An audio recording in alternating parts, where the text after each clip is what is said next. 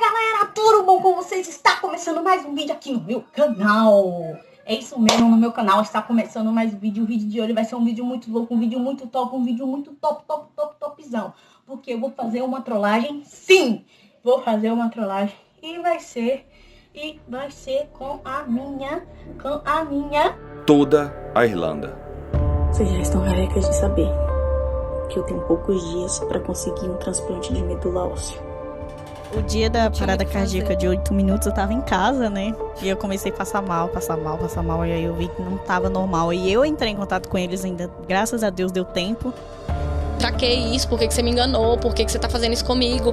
Falei, você vai fugir? Eu tombo naquele lugar sozinha? Em relação à doença, a doença que eu tenho não é câncer, a doença que eu tenho é realmente mental.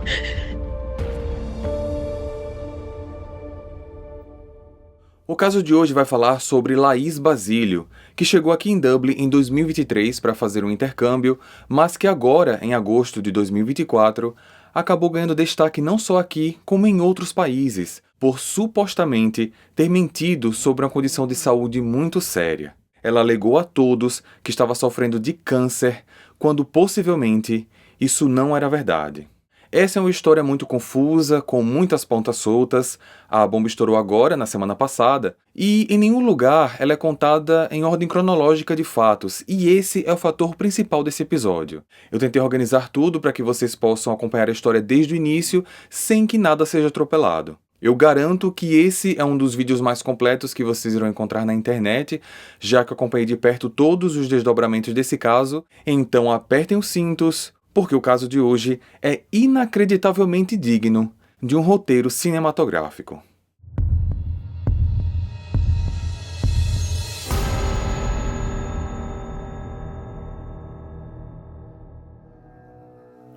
Laís Basílio Silva nasceu no dia 22 de janeiro de 2000, em Pernambuco.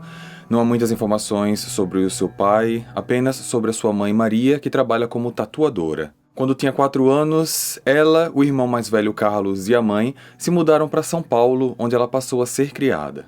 Durante a adolescência, ela abriu um canal no YouTube para postar conteúdos sobre a sua rotina. Com mais de 1.000 inscritos e mais de 30 vídeos, é por conta desse canal que hoje podemos conhecer um pouco sobre a personalidade dela. Muitos dos seus vídeos são de desafios, gincanas, perguntas e respostas, mas uma boa parte deles são de trollagens. Em um dos vídeos, ela finge que vai fugir de casa, depois compartilha uma chamada onde a sua tia aparece chorando. Num outro, ela inventa uma gravidez. E num terceiro, narra que no mesmo dia foi assaltada, assediada e caiu num golpe de roubo de celular. Aos poucos, ela deixou de postar no YouTube e a partir de 2020 migrou para o TikTok, onde começou compartilhando momentos diários, como aniversários, brincadeiras com seus primos e fazendo vídeos de dança. Durante o primeiro semestre de 2023, Laís veio para Dublin para iniciar um intercâmbio. Conseguiu um emprego como cleaner e passou a mostrar nas redes sociais sua rotina no trabalho, as amizades, como também um pouco das suas viagens. Em meados de agosto, conseguiu um novo emprego, agora trabalhando como babá, na casa de uma família consideravelmente rica. Sua patroa era brasileira e se chamava Valéria. Foi mais ou menos nessa época que ela passou a morar numa casa compartilhada com outras intercambistas, e uma delas era Esther Cardoso. Stephanie, mais conhecida apenas como Esther, nasceu em Minas Gerais, já morava na Irlanda há pelo menos 2 anos e também trabalhava como babá de vez em quando, mas sua função principal era cleaner numa universidade local. A casa em que elas moravam tinha 2 quartos, num deles Esther dividia com a namorada da época e num outro, onde a Laís passou a ficar, estavam morando outras 2 meninas. Apesar de se considerar uma pessoa fechada, Esther não teve dificuldades para fazer amizade com Laís.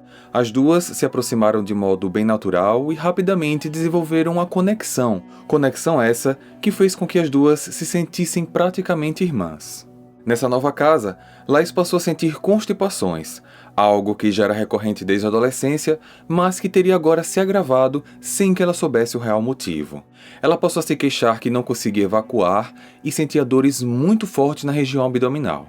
Ao procurar ajuda médica, depois de quase, segundo ela, 28 dias sem conseguir ir ao banheiro, ela se submeteu a pelo menos 4 procedimentos de lavagens. Os procedimentos causaram muito sangramento e com isso veio uma notícia inesperada. Laís precisaria passar por um procedimento cirúrgico. após a cirurgia de desobstrução intestinal, com o suporte de uma enfermeira brasileira chamada Patrícia e da sua patroa Valéria, Laís teria retornado para casa com uma sequela, paralisia temporária das pernas como consequência da anestesia. Esther, vendo o sofrimento da amiga, tomou para si a responsabilidade de mantê-la saudável e por isso se tornou o contato de emergência hospitalar, passando a de vez em quando receber e-mails da enfermeira brasileira que teria ficado responsável por cuidar de Laís no hospital. Tentando conciliar a rotina do seu próprio trabalho com agora a de cuidadora, quando Esther precisava sair para trabalhar, deixando Laís sozinha em casa, ela mantinha contato tanto com Patrícia como com Valéria, já que as duas de vez em quando apareciam na casa para ver a menina. Embora Esther não conhecesse pessoalmente Patrícia ou Valéria, já que as visitas aconteciam somente quando ela não estava em casa, Esther era sempre informada por e-mail e mensagem de WhatsApp que Laís estava sempre sendo acompanhada por elas. Por dias, Laís ficou sem andar e Esther, em contato com o hospital, recebia sempre o retorno de que elas deveriam aguardar, já que aquilo era normal por conta da anestesia. Só que a situação só ia piorando, com Laís sempre passando muito mal quase que diariamente, com falta de ar, tonturas, dores de cabeça, desmaios, inclusive se urinando, já que tinha perdido o total controle da bexiga. Num certo dia, no trabalho, Esther recebeu uma mensagem em que Valéria dizia que tinha enviado uma ambulância para socorrer Laís. Ela ficou desesperada, não soube naquele momento o motivo exato do socorro, mas quando chegou em casa, Laís já estava lá. Ela disse que tinha pedido ajuda à patroa porque tinha ficado com a sensação aguda de cansaço e que no hospital fez alguns exames, fez fisioterapia também e acabou retornando no mesmo dia. E depois disso, ela já estava conseguindo andar, se locomover sozinha, mesmo que ainda com dificuldades. Só que no resultado dos exames, ela recebeu o que seria a pior notícia de sua vida. No dia 15 de novembro, veio o diagnóstico oficial: câncer no intestino e um tumor de 6 centímetros no colo retal. Por coincidência, foi mais ou menos nesse período que Carlos, o irmão mais velho da Laís, chegou na Irlanda também como intercambista. Só que ela não permitia a visita dele, sempre dava desculpas e fazia isso porque ela dizia que não queria que ele ou qualquer um dos seus familiares soubessem do seu problema, já que até aquele momento, Laís quis manter o câncer em segredo. O final do ano se aproximou e Laís passou a alternar entre momentos bons e ruins. Precisando enfrentar o câncer, ela parou de trabalhar, contudo, ela já havia juntado dinheiro suficiente para se manter. Segundo ela possuía investimentos em bancos e entendia muito bem de finanças. Além disso, passou a receber suporte dos seus patrões que, com o intuito de ajudá-la, a incluíram no plano de saúde deles e disponibilizaram também um carro particular para levar e trazer Laís do hospital sempre que precisasse. Uma cirurgia para a retirada do tumor foi marcada para janeiro de 2024, mas já tendo começado a tomar alguns medicamentos, ela viu seus cabelos caírem e, enfim, decidiu contar a sua doença para a família. Quando a data do procedimento chegou, ela achou que se veria livre do problema, no caso, curada, mas o resultado não foi nada promissor. Depois de ter realizado algumas sessões de químio, os médicos teriam informado a Esther, via e-mail, a descoberta de metástase, ou seja, o câncer havia se espalhado por várias partes do corpo, incluindo pulmão, estômago, pescoço e cabeça. A partir de fevereiro, com a doença avançando rapidamente, Laís passou a ser submetida a sessões agressivas de quimioterapia quase que diariamente, com duração de pelo menos 5 horas cada. Mas nada surtia efeito, o seu corpo não respondia às medicações, mesmo com o aumento das doses. Detalhe, durante todo esse tempo, Laís ia sozinha ao hospital, através do carro disponibilizado pela patroa, ou da ambulância que às vezes ia na casa pegar ela. Esther nunca a acompanhou em qualquer consulta, atendimento ou procedimento. Tudo o que ela ficava sabendo era através da própria Laís ou através de e-mails de comunicação da enfermeira Patrícia ou por mensagem da patroa Valéria. Nesse meio tempo, a namorada da Esther começou a desconfiar que Laís não estava doente, que tinha algo muito estranho naquilo tudo, só que Esther chegou a brigar com a namorada, chateada por ela estar desconfiando de uma coisa tão séria assim. Juntando essa situação com outros problemas pessoais na relação das duas, o namoro chegou ao fim, ela saiu da casa e com isso Laís trocou de quarto, passando agora a dividir a mesma cama no quarto da Esther. Como o tratamento não estava surtindo efeito, mas ela estava sentindo muito forte os efeitos colaterais mesmo assim, os médicos decidiram dar uma pausa. Em março, Laís viajou para o Brasil, onde reencontrou a família. Não se sabe exatamente o que ela fez nesse período e nem como passou essas 2 semanas lá. Fato é que ela voltou para Dublin e, com isso, retomou algumas consultas hospitalares. E foi aí que um novo resultado chocou a todos. Ela precisaria de um transplante de medula óssea ou então não sobreviveria.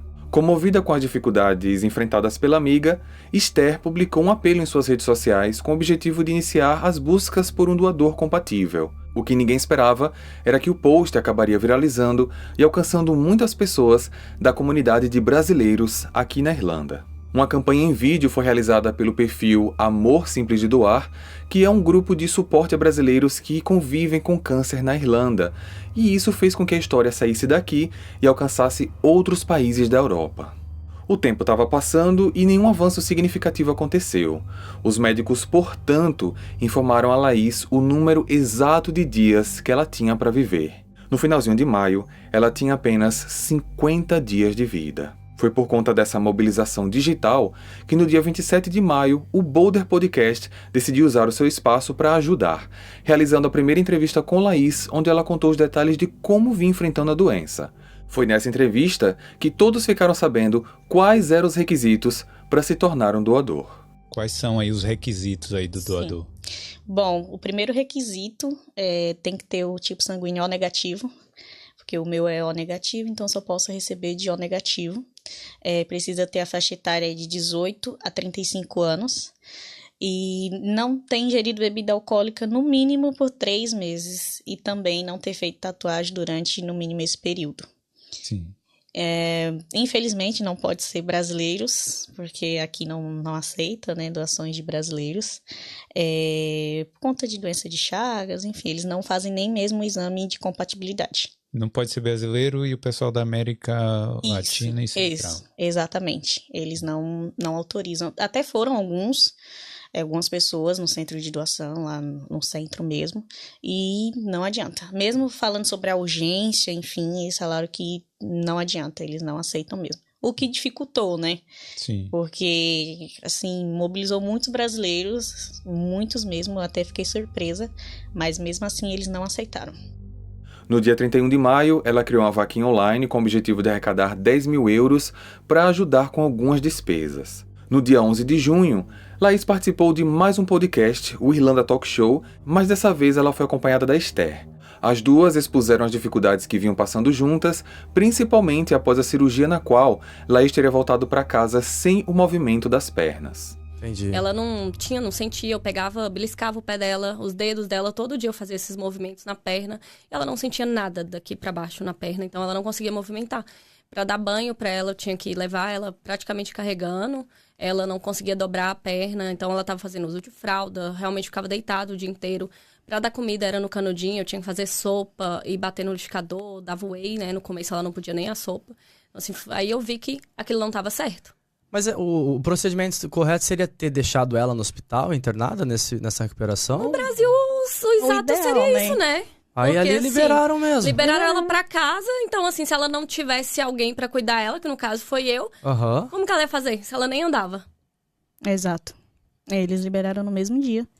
E, enfim, e aí ficou essa de não sentir os movimentos, eles falaram, em 48 horas vai voltar, é normal, é por conta da anestesia. Sim. E aí a gente esperou. Esperamos, na verdade, mais de 48 horas. E aí foi que eu mandei o e-mail perguntando, eu falei, olha, acho que isso não tá normal. E aí eles falaram, vamos investigar, porque acharam que era complicação por causa da segunda anestesia, né?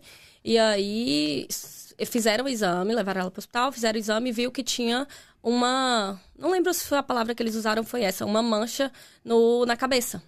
E aí eles estavam achando que era por causa da anestesia, e minha mãe, como é enfermeira, eu sempre estava conversando ali com ela, né, pra me ajudar nos cuidados, minha mãe estava no Brasil. Eu conversei com ela sobre isso e ela falou, olha, eu acho que isso pode ser metástase, é o que tudo indica. E aí foi que eu entrei com a patroa dela, né, pra gente pedir os exames pra investigar se realmente não era metástase e não consequência de anestesia que tinha dado. E aí foi descoberto que já era metástase. E nada melhorava, e muita dor de cabeça, enfim, desmaio, era Nossa, ela desmaiava todos os dias. Ela tinha muitos delírios.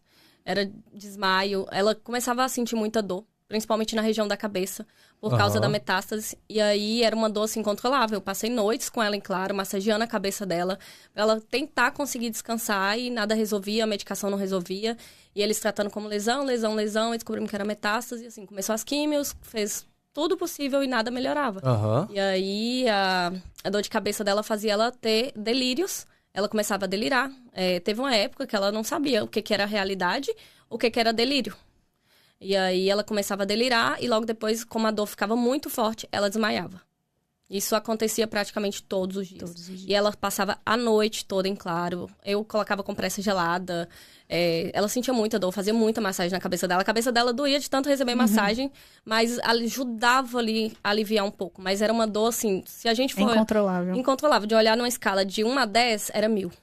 É nessa entrevista que também vem à tona algumas informações até então desconhecidas, como o processo judicial movido contra o hospital que atendeu Laís, o qual elas não disseram o nome, mas acusam de negligência, além das informações de benevolência quase que inacreditáveis de Valéria, que trouxe um médico do hospital Albert Einstein para acompanhá-la em seu tratamento. Mas a patroa dela, eu falo que ela é um anjo nas nossas vidas, principalmente na de Laís. Se não fosse ela, Laís não tinha chegado até aqui só com a minha ajuda. Porque ela sempre esteve por trás de tudo. Então, ela conseguiu colocar a Laís no plano de saúde dela, que é muito bom. Ela trouxe um médico, um oncologista do Albert Einstein, para acompanhar a Laís aqui, junto com o oncologista daqui. Então, assim, o tratamento que ela teve aqui, ela tinha uma enfermeira particular brasileira, o fono era brasileiro, a psicóloga dela era brasileira, a fisioterapeuta brasileira. Então, ela teve todo apoio, todo conforto possível.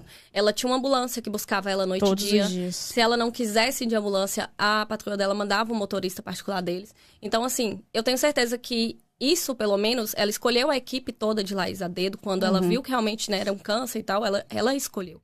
A comoção que Laís causava se tornava mais chocante a cada vez que uma nova informação era dita. Ela chegou a dizer que em um único dia passou por 5 cirurgias. E os relatos vividos pela Esther sobre o quão desesperadores tinham sido aqueles dias em sua casa tornavam tudo ainda mais impressionante. Teve um dia aí, acho que semana passada, né, que a gente achou que... Enfim. Eu achei que ela ia morrer no meu braço, literalmente. Foi mesmo? Foi. Eu acho que foi numa segunda-feira. Eu não fui trabalhar, ela tava muito fraca, muito fraca. E aí ela tava deitada no meu braço, porque ela sempre conseguiu dormir depois que começou as dores. Ela sempre... Eu tenho até um vídeo, parece uma criança deitada aqui em mim. Ela sempre dormia assim, e eu começava a massagear a cabeça dela. E ela tava deitada aqui no meu braço, a cabecinha bem pra cá. E aí a respiração dela foi diminuindo, e ela desmaiou. Só que na hora que ela desmaiou, ela já tava com a respiração muito fraca. Eu já ia pegar o telefone pra ligar pra patroa dela pra mandar o motorista ou a ambulância, o que fosse mais rápido. Porque, infelizmente, nesse meio todo, eu já perdi Laís por 8 minutos de uma parada cardiorrespiratória. Tive uma parada cardiorrespiratória nesse período de tratamento. E isso não foi só uma vez. Essa foi aquela vez que ela ficou mais tempo assim, mas ela já teve outras paradas. Então, esse dia eu falei, foi.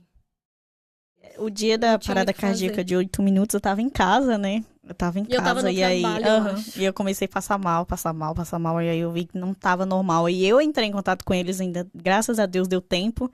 E aí eles, assim, foi Deus mesmo nesse dia, porque normalmente quando eles chegavam, eu descia, né, pelo elevador pra ir pra ambulância. Nesse dia tinha alguém saindo, e aí a enfermeira conseguiu entrar correndo com a equipe médica pra me pegar em casa. Porque eu tava, assim, mal. Foi ali na ambulância mesmo, durante o período de chegar no hospital, que eu... Tudo aconteceu. 8 minutos sem sinais nenhum. Na semana seguinte, Laís postou o seguinte vídeo no seu Instagram. Boa noite. Esse vídeo é totalmente informativo e, finalmente, direcionado aos brasileiros. Vocês já estão carecas de saber que eu tenho poucos dias para conseguir um transplante de medula óssea. Amanhã começa o D-30, é exatamente um mês. Eu tenho um mês para conseguir isso e a gente vem nessa busca, nessa luta, há exatamente 60 dias. Já se passaram metade e a gente não conseguiu nada até aqui. Além de muita positividade, muita oração, muito amor e muito carinho. E eu sou extremamente grata. Mas precisamos ser realistas. Que o que eu preciso, o que vai salvar a minha vida, que vai fazer eu continuar vivendo, continuar realizando sonhos, objetivos e principalmente vivendo ao lado das pessoas que eu amo, é o transplante de medula óssea.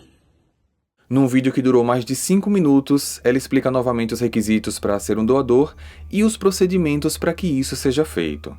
É um vídeo que pôde ser descrito por muitos como a última esperança. Mas parece que de alguma forma as preces foram ouvidas, pois em julho um doador compatível foi encontrado e o transplante foi agendado para o dia 16. O procedimento foi feito com sucesso e em poucos dias Laís voltou para casa. Contudo, não demorou 15 dias e ela, recém-operada, foi sequestrada e retirada à força de dentro da própria casa. Numa sexta-feira, mais um dia comum para Esther, ela recebeu uma mensagem de Valéria dizendo que a Laís tinha sido sequestrada. Ela largou o trabalho às pressas e quando chegou em casa, já completamente atordoada, se deparou com as roupas e objetos da Laís revirados no quarto. Em um dado momento, enquanto tentava assimilar tudo, ela recebeu um áudio da Laís e nesse áudio era possível ouvir a voz dela se distanciando enquanto ao mesmo tempo pedia de volta o seu celular. Numa troca de mensagens agoniantes entre ela e Laís, Esther entendeu que as pessoas que a pegaram estavam indo para o aeroporto. Prontamente, ela conectou a situação com a família dela, que, segundo a própria Laís, já vinha há algum tempo pedindo mais dinheiro e insinuando que a levaria embora para o Brasil à força devido à doença. Quando Esther entrou em contato com Valéria pedindo ajuda, a mesma disse que já havia chamado a polícia. Horas depois, Laís alegou ter sido resgatada. Ela chegou em casa à noite, explicando que tudo foi resolvido, pois Valéria, junto com a polícia, encontraram os sequestradores, cercaram o carro e a resgataram. Dias depois dessa confusão, algo muito estranho começou a ser percebido pela comunidade brasileira aqui em Dublin. Uma garota recém-transplantada estava sendo vista andando normalmente pelas ruas, inclusive bebendo e dançando na Dices, a danceteria mais visitada pelos brasileiros aqui na capital.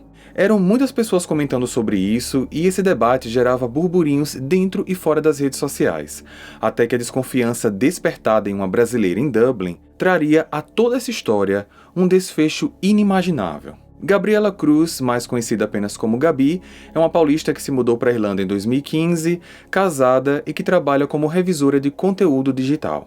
Ela foi uma das inúmeras pessoas que tentaram ajudar a Laís a encontrar um doador. Para ela, que tinha perdido uma amiga para o câncer aos 18 anos, ver outra jovem perder a batalha para a mesma doença enquanto recebia apoio da melhor amiga era relembrar parte da história que ela mesma tinha vivido. Mas foi entre o final de julho e o começo de agosto, com a história da Laís sendo comentada por muitos, quando ela estava sendo vista bebendo em baladas, que Gabi ficou com uma pulga atrás da orelha. Assim, ela decidiu começar uma investigação analisando elementos bem simples, como, por exemplo, as fotos que Laís mantinha em seu Instagram. Imagens de maca, soro, internação. Haviam diversas fotos, mas em nenhuma Laís mostrava o rosto. Era apenas braços, mãos, pernas. Por meio de uma pesquisa rápida no Google, Gabi encontrou o primeiro erro.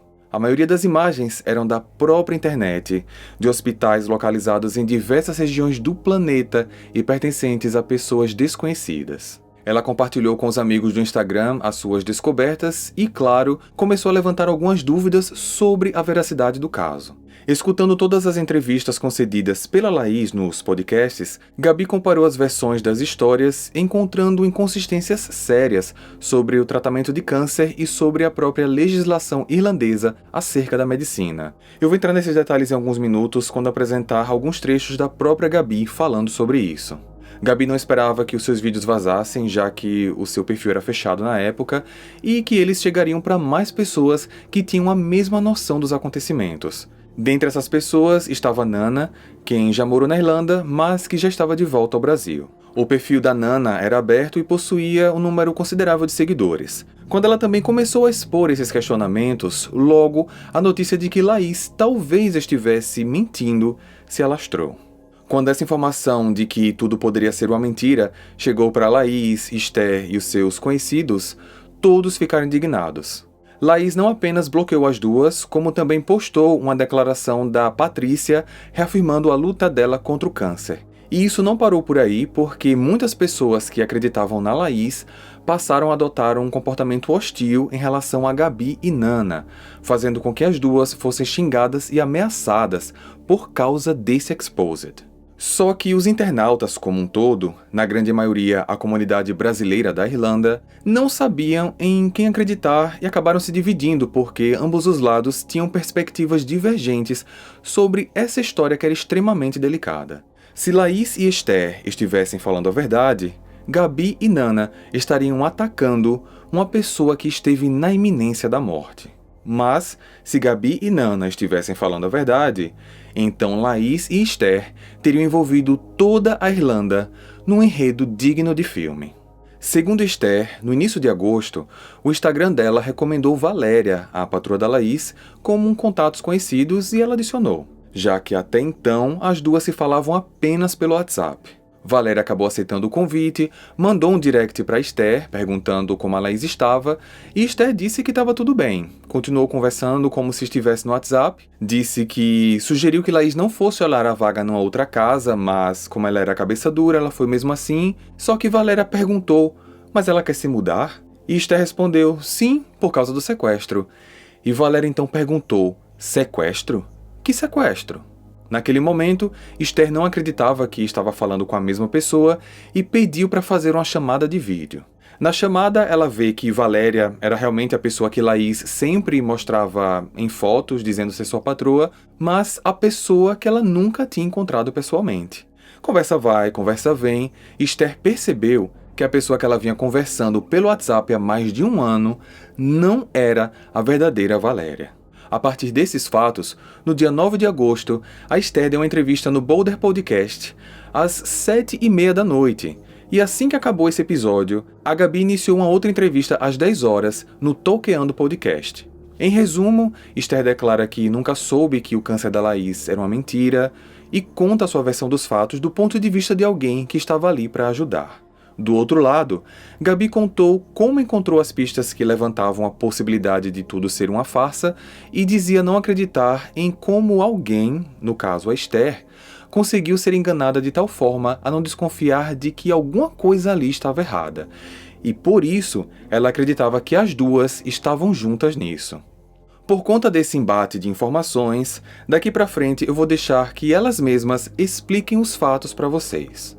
Começando então pela primeira entrevista, que foi a da Esther. Num determinado momento ela conta que depois de ter ido na delegacia junto com a verdadeira Valéria para abrir um boletim de ocorrência sobre tudo, ela chegou em casa e Laís não estava.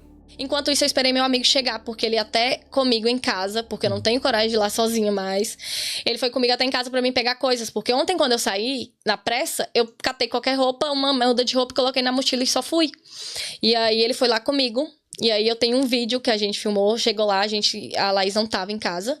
E aí ele me deu a ideia, né, de confrontar ela em casa. Sim. E a gente filmar, e eu fiz isso. Só que na hora que eu cheguei, ela não tava em casa. E aí eu mandei mensagem pra ela, eu falei, cadê você?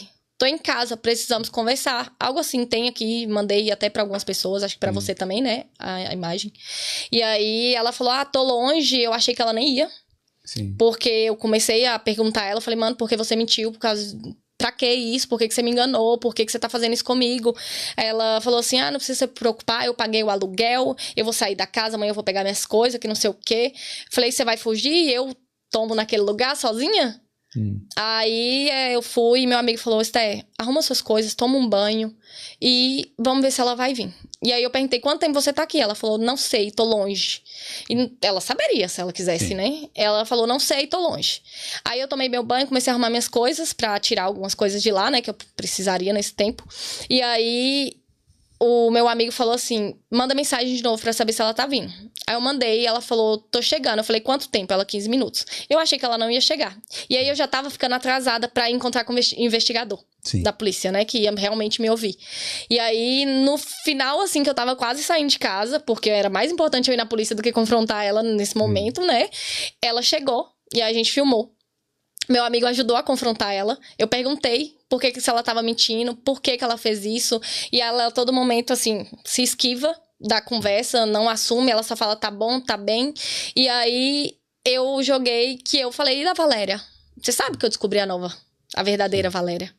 O que você tem pra falar sobre isso? Por que você mentiu isso? Ela nunca responde sobre isso. Desde quando, mais cedo, eu falei no WhatsApp, ela não responde por que disso e tal. E aí, eu peguei minhas coisas, saí de casa com meu amigo, deixei minhas coisas na clínica dessa pessoa que foi me ajudar, porque como meu inglês é básico, e ela conhecia o investigador, e foi ela que me ajudou a ter contato com esse investigador. Deixei na clínica dela, fui pra delegacia. Aí na delegacia, ele me escutou, ele viu os vídeos dela, inclusive esse vídeo que ela tá chorando, ele também acha que ela só fez isso pra se fazer de vítima, que ela não vai tentar nada contra a vida dela, eu também acho que não. Então, assim, nem a polícia acreditou nisso, nem eu.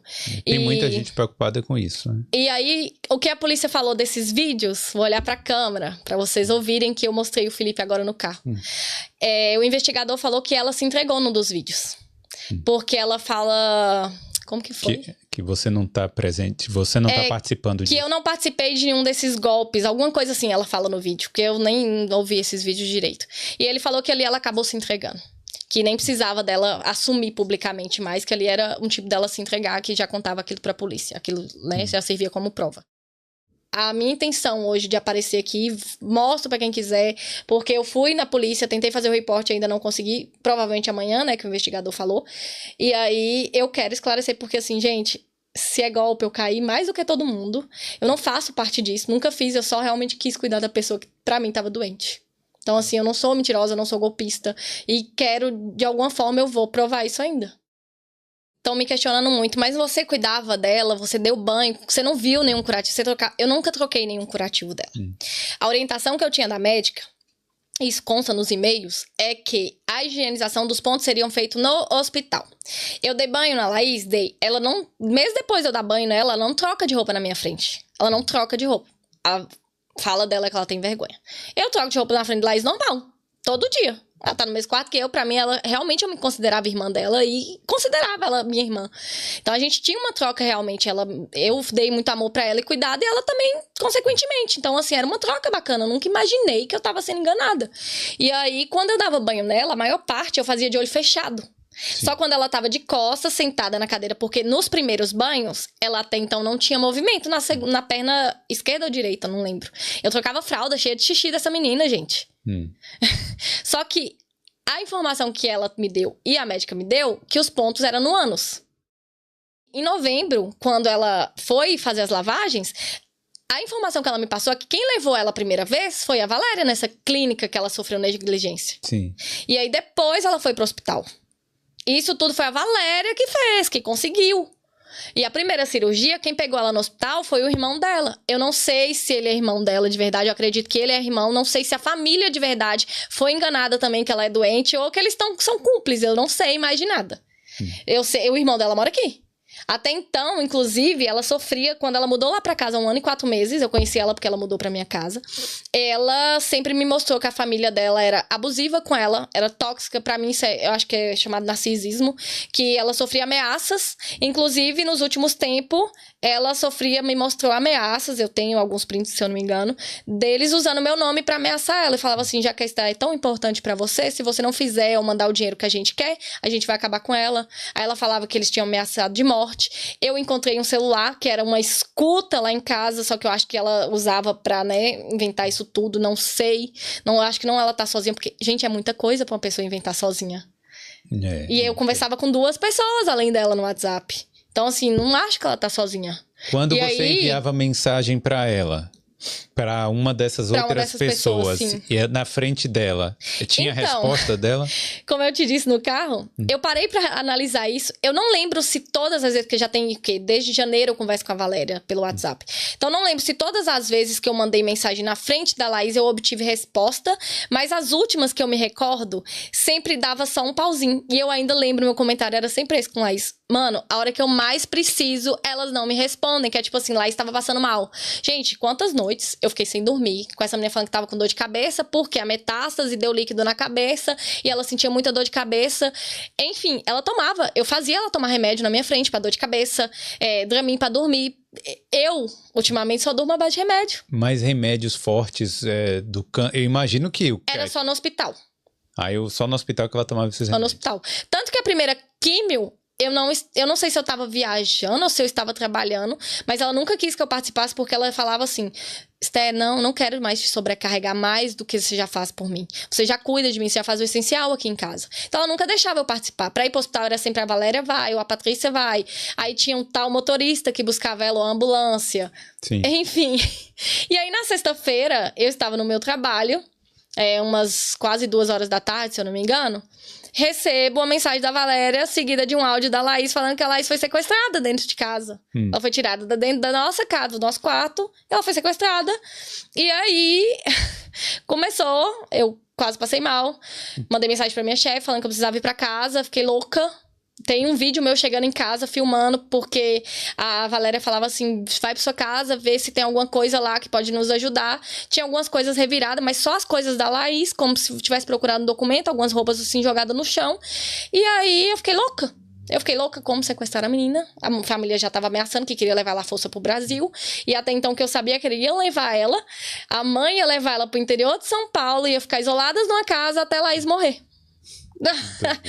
Escuta isso. Tanto que uma das mensagens que ela está respondendo, como se ela tivesse em ligação com a mãe, ela fala assim, mas você sabe que não tem mais a contagem dos dias. Eu não sei quando eu vou morrer. Aí ela fala que a mãe tá perguntando a ela quantos dias ela tem de vida. Pra perguntar pra médica. Aí ela responde isso. Enfim, aí Laís foi sequestrada na sexta-feira. Eu quase enlouqueci.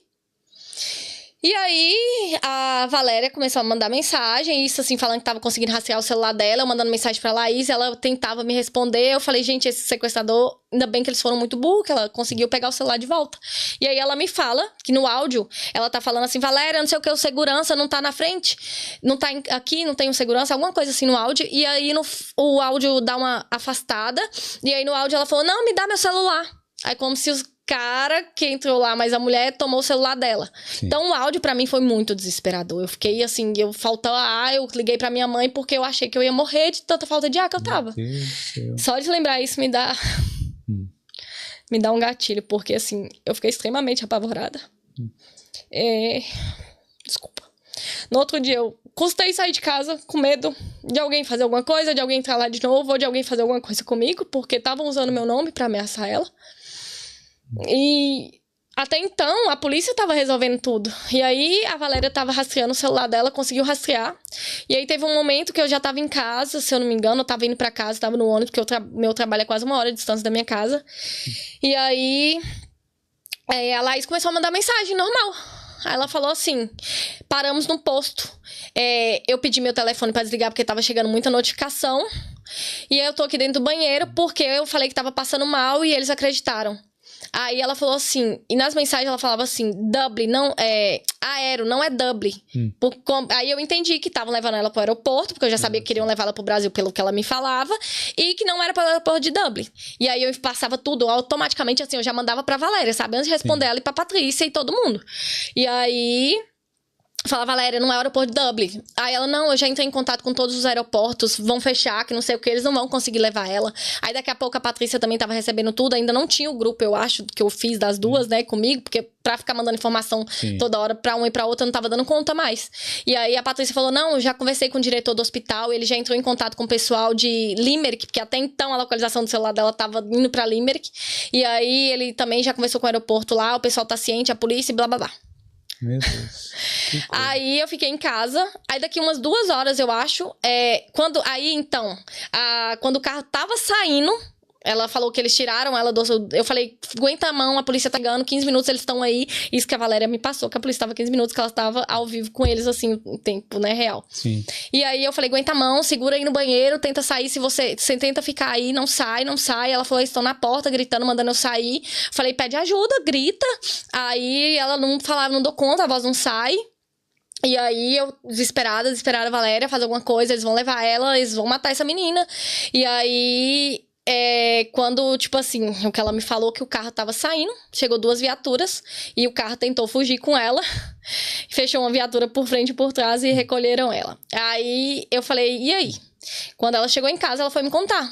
Sim. E tipo, depois de umas 2 horas, a polícia levou ela, eu tentei ligar, ela não me atendeu, ela falou, tô na A viatura? A viatura da guarda, tô com a polícia. Falei, tá, me liga quando você puder. Ela falou, tô indo pra delegacia, vou assinar os papéis, porque ela falou, eu quero ir direto pra casa, eu não quero delegacia, eu só quero ficar com você e quero ir pra casa. E eu falei, vai na delegacia, você precisa assinar pelo menos o documento. E eles falaram que você pode depor depois. E depois você vem pra casa, eu tô aqui, eu tô te esperando. E aí, ela foi pra delegacia. Isso não existe, né? Sim. Já verifiquei, não existiu esse sequestro. E aí, ela voltou pra casa, chegou em casa. Ela tava com as coisas dela, o passaporte. E aí, eu falei, abracei ela, assim. Falei, mano, não acredito que você tá de volta. Você tá bem, você tá viva, você tá machucada. Ela falou, não, eles me empurraram, me pegaram cada um pelo meu braço. Mas eu tô bem, não me machucaram. Tô com algumas dores, mas não me machucaram. Eu falei, graças a Deus. Falei, quer ir pro hospital? Vamos lá pra eles, né? Olhar se você tá bem por dentro e tal, se afetou alguma coisa. Ela, não, eu tô bem, eu só quero ficar aqui com você e não sei o quê. Aí, beleza. Porque depois, né, depois de um câncer, né? Exato. E ainda sofreu um sequestro. Eu fiquei louca. Foi levantado ainda o questionamento se toda essa história poderia ter sido em decorrência de um amor platônico da Laís pela Esther. Teve algum indício de relacionamento além de amizade ali? Da minha parte, nunca. E assim, quando eu conheci Laís, ela nem era de toque físico. Eu sempre fui muito. Eu sou, assim, a minha principal. Eu adoro abraçar, beijo. E aí, todo dia eu chegava em casa ou quando eu saía, além de eu beijar minha namorada, eu dava um beijo e abraço nela e abraçava ela forçada. Ela nem me abraçava direito. E agora, recente, por ela sentir muita dor, eu tenho vídeo, um bumerangue, na verdade, ela só dormia aqui no meu peito, porque ela sentia muita dor, então eu ficava massageando a cabeça dela e ela acabava adormecendo, porque à noite a gente não dormia com ela com dor. E aí, às vezes, de dia eu chegava e tipo assim, ia, né, tentar ajudar ela com as dores. E ela adormecia deitada aqui no meu peito, igual uma criança mesmo, porque ela é pequenininha. Ela bate, assim, quase na minha cintura. Então, assim, eu nunca vi ela diferente disso. Pra mim, eu cuidava ali, eu via ela como uma criança. Minha irmã mais nova, real. Eu me sentia culpada e Laís já muitas vezes me fez sentir culpada por eu estar dormindo na casa dessa pessoa, né, no fim de semana, porque, assim, eu precisava ter um pouco de vida, porque eu praticamente larguei minha vida pra cuidar dela. E aí ela mudava comigo, ela inventava coisa pra ficar com raiva e não falava o que era, porque assim, não tinha motivo, por isso que ela não falava. Hoje eu consigo perceber isso. E aí eu começava a me sentir culpada por ela estar mal, porque ela sempre ficava mal quando eu não tava. E aí eu falava, precisava ir pra casa, só que eu também queria ficar com a pessoa que eu tava, né? Pelo menos assim, ter um pouco também, receber um pouco de carinho. E aí eu ficava me sentindo culpada de não estar ali cuidando dela o tempo todo. Eu tava passeando nesse dia com essa pessoa, né, que eu estava envolvida por último, e ela me levou pra uma cidade aqui perto pra me tentar distrair, e eu não consegui, porque e aí quando ela soube que eu estava passeando com essa pessoa, foi aí que veio, hoje eu entendo, né, que foi aí que veio o negócio dela estar presa no banheiro, eu tive que ir lá ficar no WhatsApp com ela, tentando tirar ela do banheiro, receber a ajuda da médica, porque a sobrancelha dela tinha caído. Uma manipulação aí, né? Uma manipulação, porque ela sempre fazia isso quando ela sabia que eu estava envolvendo com alguém amorosamente. Hoje, isso entrou na minha cabeça. Caiu na real, que todas as vezes isso aconteceu quando eu estava com alguém me relacionando amorosamente. Mas assim, qual você acha que é a intenção dela no final das contas? Não é dinheiro? Será que é um relacionamento amoroso com você? Ouvi muito isso hoje. E a intenção dela, realmente, eu não acho que é dinheiro. Nunca foi. Porque ela nunca me pediu dinheiro. Nunca pediu, não vi ninguém ela pedindo dinheiro. Fez essa vaquinha, mas ela nem queria. Ela insistiu muito que não ia fazer. E muitas pessoas falaram que acham que ela tem psicopatia e é apaixonada comigo. Mas assim, ela nunca tentou nada. E eu nunca também dei essa abertura. Muito pelo contrário, eu sempre deixei claro que eu vi ela como irmã e eu nunca teria nada com ela, ela nem fazia meu tipo. Sim. Então, assim, eu realmente não sei o que pensar. Ao mesmo tempo que eu acho que sim, pode ser, eu não sei. Não sei se pode ser, se realmente é. E, assim, se ela usar que ela tem alguma doença mental, ela vai escapar de todas as acusações, né? Sim. Então, assim, eu não acho que nem é doença mental, porque uma pessoa doente mental não ia ser tão brilhante. Ela foi muito inteligente no tudo que ela inventou. Agora eu vou passar para vocês as partes principais da entrevista da Gabi no Toqueando Podcast, que se iniciou logo depois do fim da entrevista da Esther no Boulder Podcast. Como você começou a desconfiar da história? Há 2 ou 3 semanas atrás, a própria tinha postado, inclusive com a melhor amiga, algo sobre uma jornalista de um jornal, que eu não sei se eu posso falar o nome. Eu também não sei. Então, um jornal muito grande aqui, que existia uma matéria e tal, e essa jornalista tinha jogado em algum momento que existiam coisas incoerentes e que depois do tal transplante, a menina simplesmente bloqueou essa jornalista. E aí as duas, a protagonista e a outra, postaram coisas assim absurdas na rede social, e aí todo lugar que você frequenta tem muito brasileiro. Eu comecei a ouvir. E aquilo começou a me incomodar. Eu falei, gente, não é possível que ninguém tá falando sobre isso. E voltei para casa e falei pro meu marido, falei, gente, tem alguma coisa estranha. Não é possível que ninguém tá vendo isso. Eu perdi a minha melhor amiga com câncer. Eu vi ela definhar 9 anos. Até realmente a gente entender que ela não ia vencer a batalha contra o câncer. Eu preciso ver isso, porque até então, nunca tinha aberto nenhum podcast, nenhuma live dela. Eu publiquei no meu próprio LinkedIn a doação para ela, achando um doador. Fiz isso também no meu Instagram, mesmo sendo um perfil fechado de 1.000 pessoas. E eu falei, gente... não tá, dentro de mim tem alguma coisa me dizendo que não. E aí eu falei, vou procurar. Quem procura acha, não é isso que as pessoas falam? Cara, quando eu vi que não existia realmente evidências de que tudo ali poderia ser uma hipótese, nunca era o rosto da pessoa, provas, cicatrizes, de fato, eu falei, gente... como que uma pessoa que acabou de fazer um transplante... A gente tem aí o exemplo da filha do Roberto Justus, né? Que ela posta o diário dela. Eu sigo, eu sou apaixonada nisso. Sinto um grande pesar dela ter passado por isso. Ela ficou 100 dias sem ver as filhas. E alguém que acabou de fazer um transplante estava na diálisis. E eu falei... não sou eu que só estou vendo isso, cara. Não é possível. Quando eu peguei as imagens dos destaques, né? E eu consegui achar na internet, para mim ali foi o suficiente. Eu falei, cara, tudo que eu provar daqui para frente é só porque não fez direito, entendeu? Então, na minha cabeça era isso. E aí eu fiz uns 4 vídeos, assim, com meu perfil fechado, com os meus amigos. E isso explodiu para uma pessoa que nem me conhecia, que foi a Nana, inclusive. Um beijo, Nana. E aí eu falei para ela, olha, eu não quero ter a frente disso, eu não quero. Se você quiser, você posta uma charada, você faz o que você quiser sobre o que você sabe. E aí surgiu tudo isso aí que está acontecendo agora. Entendi. O que motivou a investigação e quando a investigação começou? Vamos lá. Essa investigação começou quando eu escutei os rumores, né? Ela foi vista numa loja de suplemento, comprando pré-treino e creatina. E aí ela foi para academia. E aí ela foi vista num pub bebendo e disfarçando com um boné para não ser reconhecida. E aí eu falei, gente, vamos lá, que eu tô pronta, tô com a roupa de ir. Foi isso que eu pensei. Então foi ali que começou. Quando eu começou em grupos fechados, né? Em lugares, assim. Você vai num salão, você vai num ônibus... Você tá no Luz e, de repente, tem alguém falando. A galera que frequenta esses grupinhos, enfim. Foi aí que eu dei um estralo. Falei, cara, se ninguém tá vendo, eu vou ver. Alguma coisa, alguma linha eu vou pegar, entendeu? Porque é muito difícil você saber mentir, né? E aí, a mentira tem perna curta. E aí eu falei, beleza. Qual é a sua versão dos fatos? Vamos lá. Eu posso falar abertamente sobre uma coisa que foi provada por ela, né? Que são as fotos. Todas as fotos que estavam nos destaques dela, de hospital, de uma maca, de uma máquina de... Aparentemente, eu não posso falar tecnicamente, né? Porque eu não sei.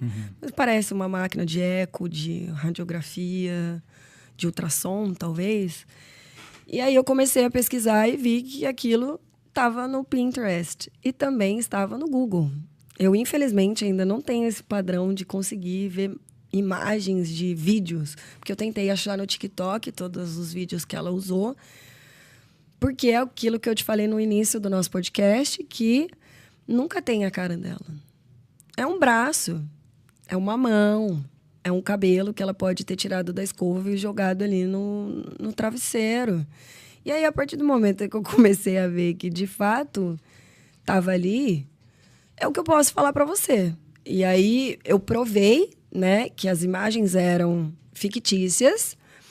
E quando eu abri o meu Instagram e eu fiz um stories falando, eu acordei bloqueada, então eu vou só esperar. Ela me desbloqueou e ela foi no perfil dela e falou, a Gabriela, que é formada em CSI, que ela tá achando que ela é o FBI, eu venho aqui dizer que eu publiquei fotos da internet. Ela assumiu a culpa, não fui eu. Eu já tinha prova, né, que contra fatos não há argumentos, mas ela verbalmente disse isso. Eu fiz porque eu não poderia postar fotos de mim, porque eu não poderia postar fotos reais, porque eu estou processando a clínica. Essa foi a justificativa dela. E além de falar meu nome, ela escreveu o meu nome. E aí ela me deu direito de resposta. E aí eu fui a fundo em tudo que eu poderia sugestionar que tinha alguma coisa errada, sabe? E aí, até então, eu estava só nas fotos, né? Eu falei, eu vou só nas fotos. E aí eu tirei um tempo para assistir tudo que tinha relacionado a ela. Todas as lives, todos os podcasts, todos os comentários, todos. Fora as coisas que eu recebi. Ontem eu não conseguia abrir meu Instagram, cara. Não conseguia. Tinha request, talvez uns 1000, brincando. 1000 requests? Print, com data, pedindo, pelo amor de Deus, só não fala que fui eu, mas, ó, tá aqui. Eu falei, cara, deixa eu fazer primeiro o meu dossiê, depois a gente verifica, porque também tem aquela coisa que as pessoas, quando sabe de um aqui, aumenta um ponto ali, e assim vai, né? Eu não queria algo irrealístico, eu queria realmente, de fato, algo que o meu olho viu, que eu sou igual ao Santo Tomé, sou igualzinha.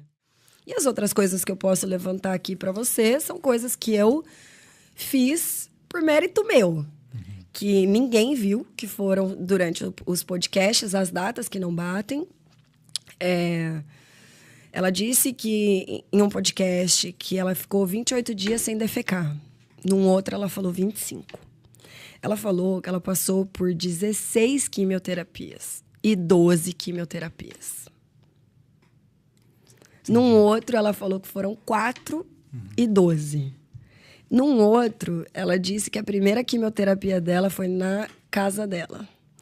Ela também comenta, num outro podcast, que ela tinha motorista particular pela família que ela trabalhava.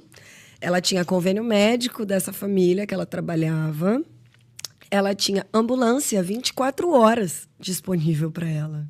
E que ela escolheu a dedo a equipe que veio cuidar dela aqui. Não é assim, eu tô no Brasil e eu sou médica aqui, eu vou acompanhar uma cirurgia.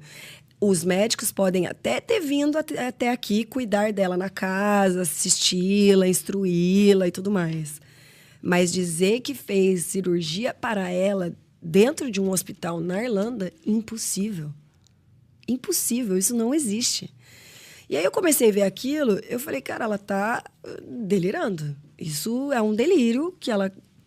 alguma coisa tá errada aqui. Porque as informações não batem. E não precisa ser muito inteligente, que só existe um hospital nessa Irlanda que faz oncologia e transplante.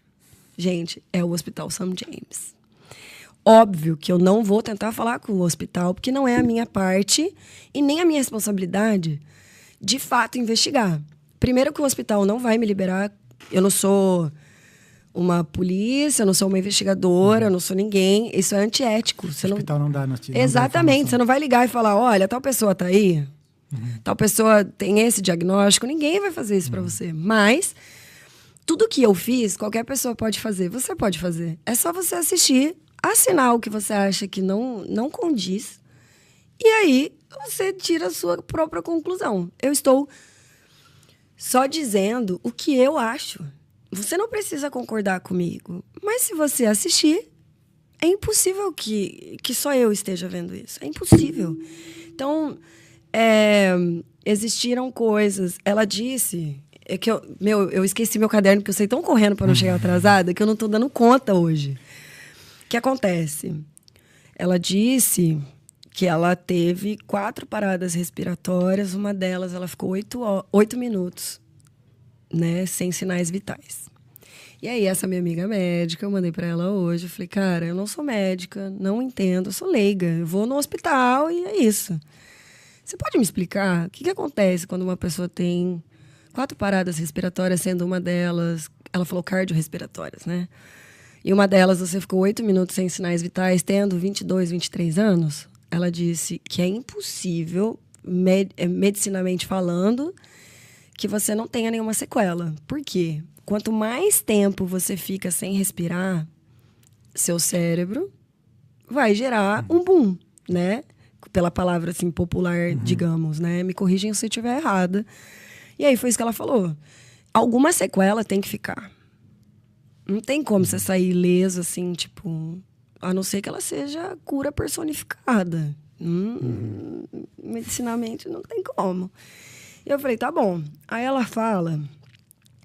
Eu não vou conseguir lembrar os órgãos e eu não quero me comprometer de falar órgãos que ela não falou, tá? Eu vou falar dos que eu lembro, diga-se de passagem, assim, porque só escrevendo mesmo, que é muita coisa.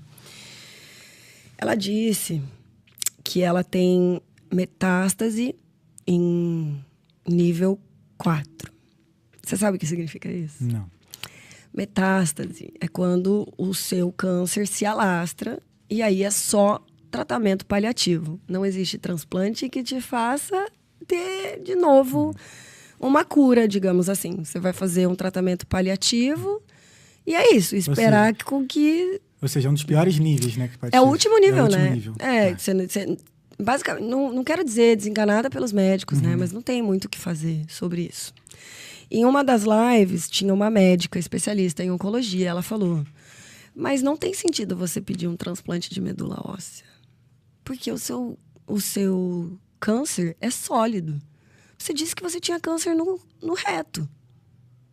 A gente não tá falando aqui de leucemia. Exato, isso que eu ia falar. O medula óssea, se não me engano, é só leucemia, né? Tem linfoma, eu acho, também. Tem algumas coisas, Então não tem sentido. O que você está falando é incoerente, tanto que eu vi o pânico do entrevistador sem saber o que fazer, porque elas estavam sendo desmascaradas ali e a moça estava metralhando com a história da oncologia ali. Essas coisas não batiam. Aí ela disse que ela fez uma cirurgia que era para durar 3 horas, que descobriram 5 metástases nela. Aí ela cita pescoço, garganta, cabeça, estômago e não sei o que mais. E que mandaram ela para casa com dipirona. Primeiro que dipirona é proibido na Europa. Quem é que não se atentou quando ela disse isso? Eu acho que estava todo mundo comovido com a história, que ninguém... Entendeu? Eu tô fazendo aqui suposições que qualquer pessoa pode fazer, é o meu achismo, de coisas que eu acho que são incoerentes. Para mim, isso é incoerente. Aí eu comecei a ver isso. Eu falei, tá, os números não batem, os nomes não batem. Daí eu pedi para essa médica, e ela falou assim, olha... Normalmente, quando você tem metástase, não é na cabeça que vai primeiro, né? São os órgãos primários ali, que está próximo também. O fígado, o pulmão, o rim, né? O útero, porque a gente é mulher. Então, vai se alastrando ali primeiro, até a gente entender que é uma metástase. E que seria muito antiético de um médico te determinar dias, assim, sabe? E deixar ela viver esses 40 dias, 34 dias, não sei exatos números, na casa dela, indo para DAIS, fazendo o que ela quisesse da vida, procurando um doador. E aí eu encontrei, da melhor amiga dela, um comentário, numa coisa de lá de Limerick, que ela diz que o doador foi achado na rua. Que uma pessoa de confiança dele estavam andando na rua e achou esse cara que ia doar para ela. E no podcast, a menina diz que se a família que ela trabalha, que estava viajando naquele momento na Alemanha, achasse um doador lá, ela ia viajar para a Alemanha e fazer o transplante lá. Eu não preciso ser médica. Entende? A gente que já perdeu e já viveu com alguém que está batalhando contra o câncer, a gente olha essas coisas que a gente fala, gente, ou eu tô louca, ou a medicina avançou muito, entendeu? Que a gente pode fazer o que a gente quiser agora se a gente tiver um diagnóstico desse. Eu queria estar sentada aqui hoje, Thales, e falar assim pra você, cara, eu queria muito estar errada. Mas como que eu vou fazer isso pra você? Como que eu vou fazer isso pra você? Eu não recebi nenhum laudo, eu não recebi nenhuma prova concreta, a não ser a prova que ela mesma me deu dizendo que ela tinha usado as imagens da internet. É só isso que eu tenho. Entende? Não é pelo dinheiro, mais uma vez, não é pelo dinheiro. O dinheiro a gente trabalha, a gente faz. Uma coisa que eu aprendi com a minha avó, né? O que a mão direita faz, a esquerda não precisa saber. E a gente dá porque a gente quer, né? A gente ficou aí emocionalmente envolvido nisso. E se eu ficar aqui, eu vou ficar aqui a noite inteira te contando incoerências que eu achei, assim, absurdas. E hoje, antes de vir pra cá, eu acho que o mesmo sistema operacional da primeira é da segunda. Agora que a bomba explodiu, eu realmente vou limpar a minha pele, porque não tem mais o que eu faça. E agora, simplesmente, uma pessoa que chegou num podcast e disse que limpou, viu, cuidou, viu a parada cardíaca, desmaiou. Outra coisa que eu não falei da parada cardíaca, que é muito importante, como a médica disse, quanto mais tempo você fica, mais sequelas você pode ter, né? E que quando, tipo, excede os 8 minutos, por exemplo, deu esses 8 minutos, você não pode mais ter a tentativa. Você não pode mais ficar dando choque, massagem cardíaca, massagem respiratória, boca a boca, né? Que a gente chama. Porque você pode afetar outras coisas. Você pode quebrar um osso, você pode machucar o paciente, entendeu? E aí, normalmente, no meio desses minutos, que normalmente ela diz que não chega a 8 minutos, eles não podem mais tentar. Não pode mais, porque você vai mais machucar o seu paciente do que você realmente salvá-lo, né? Então, isso é muito importante dizer, que foi uma médica que me instruiu e me contou coisas que eu queria aprender por dúvidas minhas também. Porque qualquer pessoa que me falasse isso, eu ia falar, caraca, parabéns que tu sobreviveu, né? E aí hoje eu ver a pessoa falar pra mim, no podcast, pra todo mundo que queira ouvir, né? Eu dei banho de olhos fechados. Mona, não dá. Não dá. Eu, de verdade, assim, eu cansei, cara. Eu falei, se tem uma coisa que eu tenho hoje, é coberta de razão. Porque, vou falar o quê? Como que você viveu um ano, ela fala 1 ano, 4 meses, 9 meses, sei lá, vivendo isso, que ela nunca viu cicatriz, que ela nunca se ligou? Me empresta o seu filtro de hoje. Cara, porque eu não tô entendendo. Não consigo. Eu só vejo incoerência. Eu acho que o mesmo modo operacional é das duas. Eu acho que as duas têm culpa. Se existir culpa nisso, né? Não posso acusar ninguém e falar, olha, eu tenho certeza aqui que você tá errada. Mas até que me prove o contrário, eu vou defender a minha ideia. A minha opinião. Isso é a minha opinião. Eu não quero que você... Eu não quero que você acredite em mim.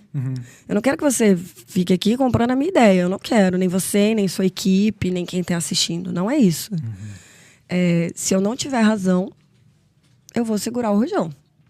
Mas enquanto eu tiver, eu vou levantar tudo aquilo que eu acho que eu posso te falar que é incoerente.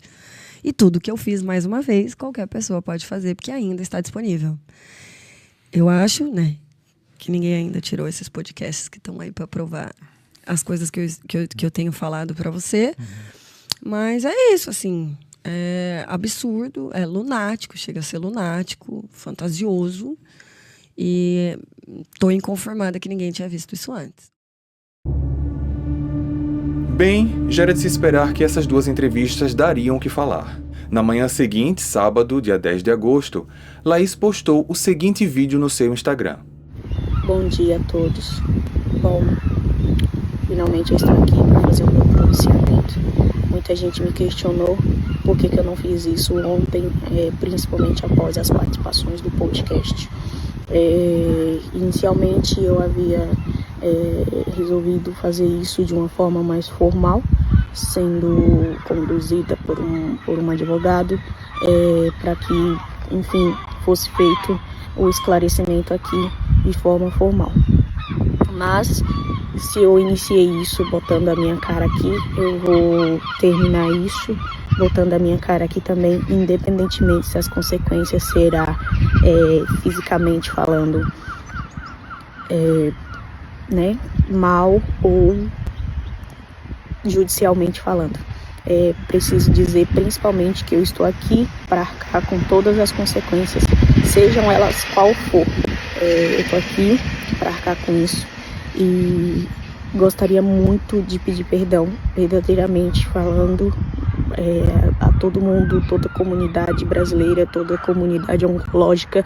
Eu sei que isso recai totalmente sobre vocês, e eu espero de verdade que depois que tudo isso passe, depois que tudo isso seja esclarecido e resolvido e eu arque com tudo que eu tenho que arcar, vocês continuem tendo apoio, seja de ONG, seja de instituições, seja de qualquer coisa que seja, que vocês continuem tendo apoio e que vocês continuem seguindo como sempre conseguiram seguir, seja aqui ou em qualquer outro lugar.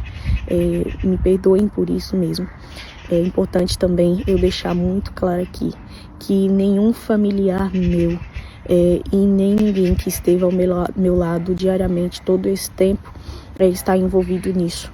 Não tem ninguém envolvido, eu fiz tudo sozinha, eu fiz tudo do jeito que eu achei que tinha que ser feito, do jeito que eu fiz. Não tem ninguém envolvido nisso. Acredito que se não iniciou, irá iniciar a investigação e isso poderá ser comprovado. Eu preciso desvincular, seja familiar ou não familiar, qualquer pessoa próxima a mim de tudo isso, porque eu preciso arcar com as consequências das minhas atitudes sozinha e assim eu farei. Então o que eu tenho para dizer me perdoem por tudo, me desculpem, eu não sei o que vai acontecer, mas independente do que aconteça, eu estou pronta para arcar com isso, estou pronta para viver o que tiver que viver daqui para frente, recebendo as consequências disso. Eu sinto muito de verdade pela pessoa que se dispôs a estar comigo diariamente, que, enfim, precisou tomar essas medidas para tirar a imagem que estavam tendo sobre, e também mil perdões a familiares e a todo mundo. E eu quero deixar claro que, assim como algumas pessoas próximas e familiares também ficaram cientes de tudo apenas ontem. Eles não sabiam de nada, eles não estavam conscientes de nada disso. Eles acreditavam, assim como todo mundo, que de fato tudo era verdadeiro e eles ficaram cientes disso apenas ontem. Então, seja familiar, seja pessoas próximas, seja pessoas do meu convívio, eu repito que nenhum deles esteve envolvido nisso. Eu peço mil perdões por tudo. Eu recebi muitas mensagens falando: Laís, busca apoio psicológico, você precisa de ajuda? Sim, eu preciso de ajuda, eu buscarei, mas primeiro eu preciso arcar com as consequências. E eu estou disposta a isso, seja ela qual for a consequência, eu estou aqui para arcar com ela e para tirar qualquer pessoa que estão querendo envolver nisso. Ninguém esteve ciente de nada, eu fiz tudo sozinha. Espero que me perdoem e que tudo possa ser resolvido da melhor maneira, e eu estou totalmente aberta a fazer o que tiver que ser feito, seja ir na delegacia e falar: eu fiz, eu tô aqui, eu fiz, se tiver que me prender, me prendam logo, se tiver que sair na rua e as consequências sejam literalmente físicas, eu também estou aqui, estou aqui para isso também, e seja ela lá qual for as consequências. Eu só gostaria de verdade que vocês não atacassem e não ficassem com dúvidas em relação se tinha outros envolvidos nisso. Não tinha, foi somente eu fiz tudo, não tem ninguém envolvido nisso, ninguém mesmo, nem familiar e nem nada. Pode ser difícil de acreditar, achar que a história é muito mirabolante para alguém ter feito sozinha, mas acreditem, e também a justiça na investigação ou no que quer que seja, ou se eu precisar ir lá falar que eu fiz, além de estar aqui falando que eu fiz tudo sozinha, eu irei fazer. Só preciso que essas pessoas não tenham consequências de atitudes criadas, feitas somente por mim. É isso, me perdoem e o que tiver que fazer, eu irei fazer. Já em relação ao que pode acontecer com ela, segue uma explicação da advogada Thaís Azevedo numa entrevista dada ao Boulder Podcast. Thaís, esse caso que a gente está cobrindo agora,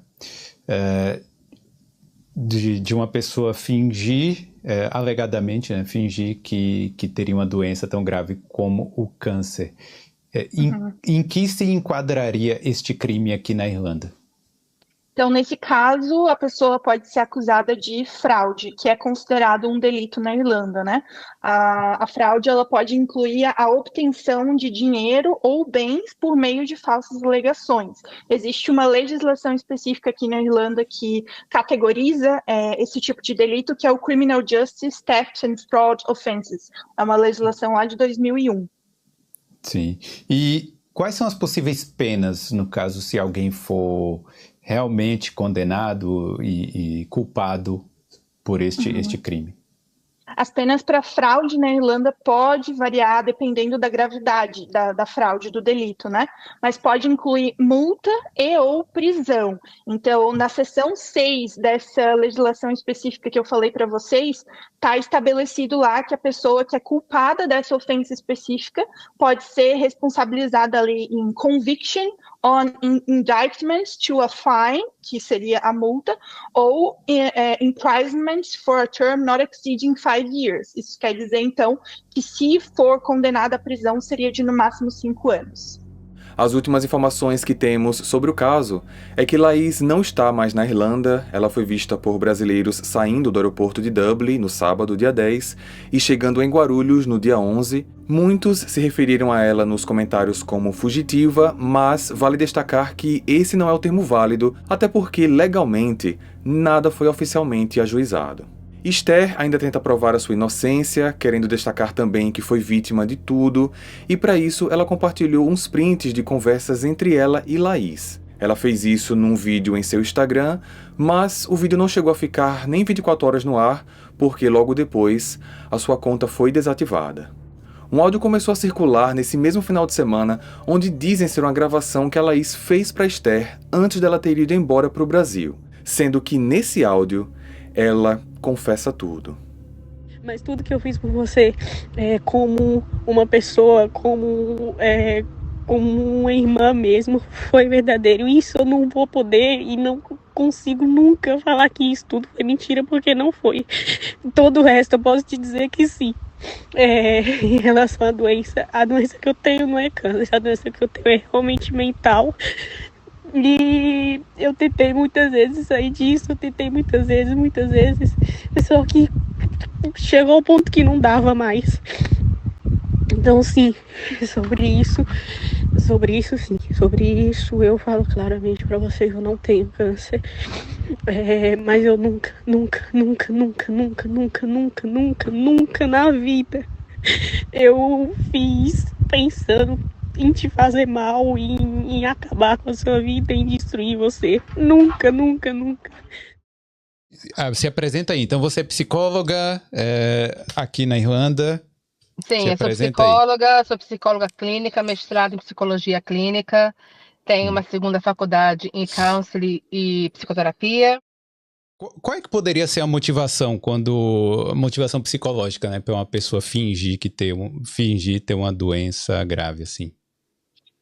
Olha, Felipe, existem vários transtornos, né? Não é só um transtorno. Existe, inclusive, há 2 transtornos que me chamam muita atenção. É claro, eu não conheço a Laís, nunca tive. Seria muito leviano da minha parte analisar uma situação que eu estou tomando conhecimento, né, agora. Sim. Mas existe um transtorno chamado factício, que é fingir em ter ou produzir sintomas físicos e psicológicos. A causa, ela é desconhecida, os sintomas podem ser dramáticos e totalmente convincentes. Ixi, Maria. Ou seja, a pessoa de fato acredita naquilo que ela está, digamos, dramatizando, né? E hoje a conexão está... Drama, tá? Sim. Consegue me ouvir? Voltou agora. Voltou? Tá, você então, conseguiu... Normalmente, então, quando acontece algo assim, a pessoa realmente está acreditando naquilo. Ela, de fato, acredita naquilo. E existe a mitomania, que é a mentira patológica.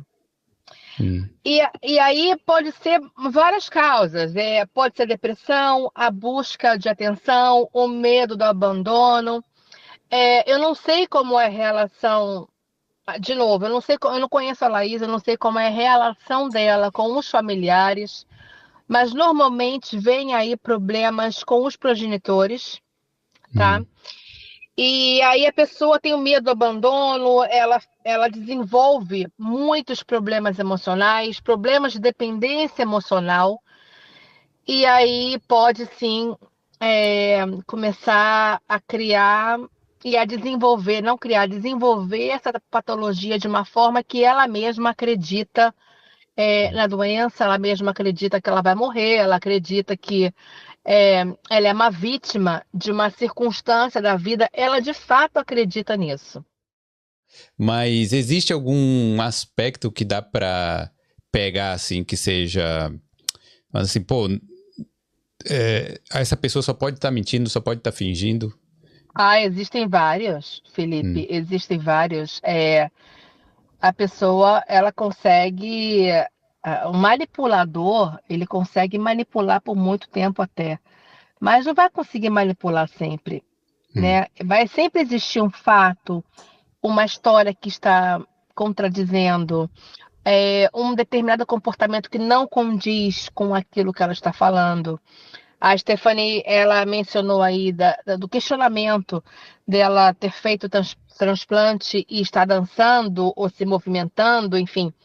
Existem sempre fatos que as pessoas que convivem mais cerca, elas costumam prestar mais atenção, né? E tá claro que a Laís, ela deixou alguns fatos, alguns comportamentos que começaram a chamar a atenção. Não dá para manipular 24 horas a vida inteira. Não dá. Sim. Né? Uma hora você vai escorregar. E aí a pessoa que está mais atenta vai te pegar nessa curva. Eu tô gravando esse vídeo na noite de segunda-feira, dia 12. E isso é tudo o que sabemos até agora. O que você acha dessa história? A Esther tem ou não tem participação nisso? Será que a Laís de alguma forma estava apaixonada por ela, começou a inventar essa história para chamar a atenção e tudo realmente saiu do controle? Ou seria mais uma trollagem como as que ela costumava fazer em seu canal do YouTube, mas que também de alguma forma acabou saindo do controle? Ou quem sabe também se ela tem algum problema psicológico, algum tipo de psicopatia, mitomania? Deixe sua opinião aqui nos comentários. Se você chegou até aqui, se inscreva no canal, deixe seu like também para que o YouTube possa impulsionar esse vídeo para mais pessoas. E nos vemos então no próximo caso. Até lá!